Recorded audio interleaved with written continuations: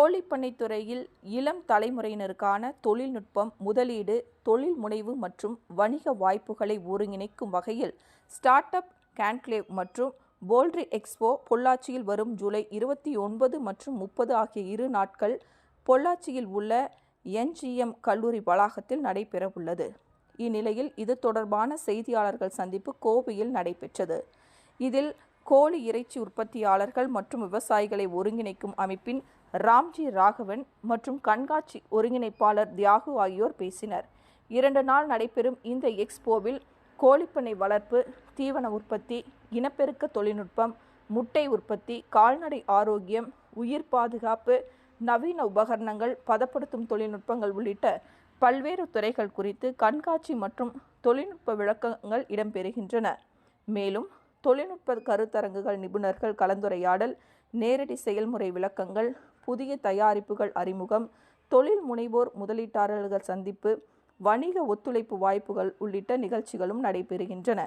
கோழிப்பண்ணை விவசாயிகள், தீவன உற்பத்தியாளர்கள், உபகரண உற்பத்தியாளர்கள், கால்நடை மருத்துவர்கள், ஆராய்ச்சியாளர்கள், ஸ்டார்ட் அப் நிறுவனங்கள், முதலீட்டாளர்கள், அரசு அதிகாரிகள் மற்றும் சேவை நிறுவனங்கள் பங்கேற்கும் இந்நிகழ்வு கோழிப்பண்ணை துறையின் வளர்ச்சிக்கு புதிய தொழில் வாய்ப்புகளை உருவாக்கவும் முக்கிய தளமாக அமையும் என தெரிவித்தார். பண்ணைக்கோழி விவசாயிகள் ஒழுங்குமுறை குழு அதனுடைய தலைமை ஒருங்கிணைப்பாளர் ராம்ஜி ராகவன்.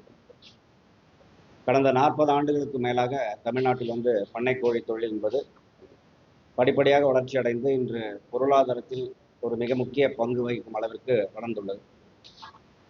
ஒரு சாதாரண உபரி தொழிலாக இருந்தது இன்று தொழில்நுட்பங்களை பயன்படுத்தி பல்வேறு கட்டமைப்பு வசதிகளை பெருக்கி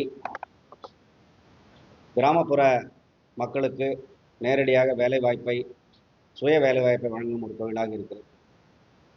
நம்முடைய பொள்ளாச்சியிலே புகழ்பெற்ற என்ஜிஎம் கல்லூரி, அதன் வளாகத்தில் அமைந்திருக்கக்கூடிய சக்தி மேலாண்மை மற்றும் தகவல் தொழில்நுட்ப கல்லூரி என்பது ஆண்டுதோறும் ஒவ்வொரு துறையை தேர்ந்தெடுத்து அந்த துறை சார்ந்த கருத்தரங்கம், பயிலரங்கம் மற்றும் கண்காட்சியை நடத்துவது வழக்கமாக வைத்திருக்கிறது. அந்த வகையில் இந்த ஆண்டு கோழி வளர்ப்பு தொழிலை தேர்ந்தெடுத்து அதற்கான ஒரு கண்காட்சியும், கருத்தரங்கம், பயிலரங்கம் ஆகியவற்றையும் நடத்துவதற்கு ஏற்பாடு செய்திருக்கிறார்கள். அந்த வகையில் துறை சார்ந்த ஒரு பங்குதாரராக அந்த புகழ்பெற்ற கல்லூரியுடன் இணைந்து இந்த கண்காட்சியை நடத்துவதிலே நாங்கள் பெருமகிழ்ச்சி அடைகிறோம். இது கோழி இறைச்சி மற்றும் முட்டை என்பது ஒரு உணவு தேர்வு என்பதை தாண்டி மக்களுடைய புரத தேவையை நிறைவு செய்யும் ஒரு முக்கிய அங்கமாக வகிப்பதனால் இது குறித்து ஒரு கருத்தரங்கமும் ஏற்பாடு செய்யப்பட்டிருக்கிறது. அதில் வல்லுநர்கள் கலந்து கொள்கிறார்கள்.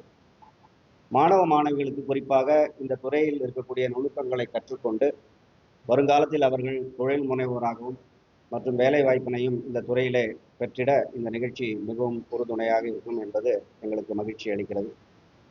நாங்கள் எங்களுடைய அமைப்பின் மூலமாக பல முன்னெடுப்புகளை எடுத்து வந்திருக்கிறோம். புரத தேவை, அதை எவ்வாறு முட்டை மற்றும் கோழி இறைச்சி நிறைவு செய்கிறது என்பதை பற்றியெல்லாம் பல தளங்களிலே நாங்கள் எடுத்து உரைத்து வந்திருக்கிறோம். அது நீட்சியாக இந்த கல்வி நிறுவனங்களுடன் இணைந்து பணியாற்றுவது என்பது எங்களுக்கு மிக்க மகிழ்ச்சி.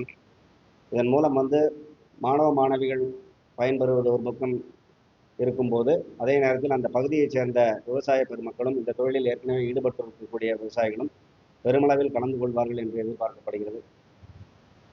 நிறுவனங்கள், இந்த துறையை சார்ந்த நிறுவனங்கள் எல்லாம் அங்கே ஸ்டால் அமைத்து இருப்பதால் விவசாயிகள் நேரடியாக அந்த நிறுவனங்களிடம் பேசி அவர்களுக்கு தேவையான விஷயங்களையும் அங்கே பெற்றுக்கொள்ள முடியும்.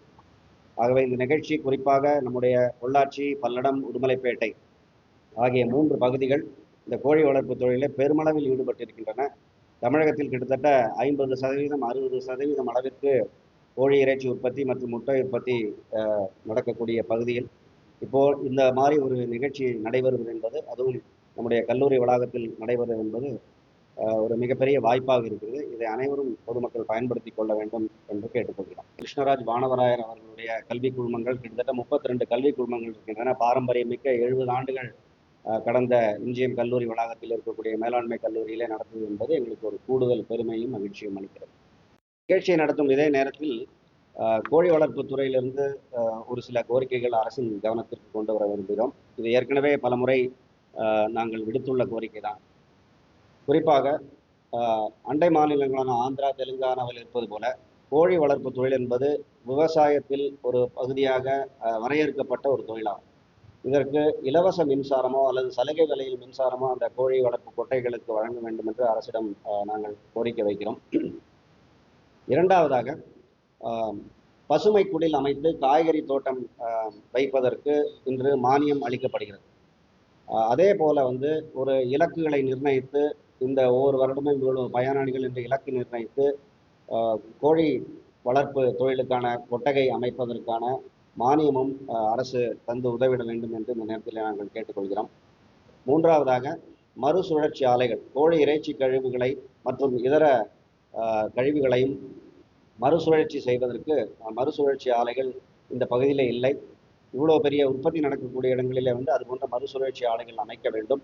இதை ஏன் அரசின் கவனத்தில் கொண்டு செல்கிறோம் என்றால், சுற்றுப்புற சூழல் உரிமங்கள் மற்றும் அதற்கான அனுமதிகள் எல்லாம் அரசு பெற்று அரசு கால்நடை பராமரிப்பு துறையின் கீழ் இருக்கக்கூடிய இடங்களை தேர்வு செய்து அங்கே இந்த மறுசுழற்சி ஆலைகளை அமைப்பதன் மூலம் சுற்றுச்சூழல் சுகாதார சீர்கேடின்றி இந்த கோழி இறைச்சி கழிவுகளை எல்லாம் மறுசுழற்சி செய்து அதை செல்ல பிராணிகளுக்கான உணவுப் பொருளாக மாற்ற முடியும். அக்வா ஃபீட் மற்றும் பெட் ஃபுட் என்று சொல்கிறோம். அதெல்லாம் இப்போது பெருமளவில் நாம் இறக்குமதி செய்து கொண்டிருக்கிறோம். சைனா, கொரியா போன்ற நாடுகளில். தமிழ்நாட்டிலே இவ்வளவு உற்பத்தி, அதுவும் கோழி இறைச்சி உற்பத்தி நடைபெறும் பொழுது இதற்கான மறுசுழற்சி ஆலைகளை நாம் அமைக்கும் பட்சத்தில் அதன் மூலம் இந்த செல்ல பிராணிகளுக்கான மற்றும் மீன் வளர்ப்பு துறைக்கு உணவுப் பொருளாக மாற்ற முடியும். ஆகவே இதையும் அரசு பரிசீலிக்க வேண்டும் என்று இந்த நேரத்தில் நாங்கள் கேட்டுக்கொள்கிறோம்.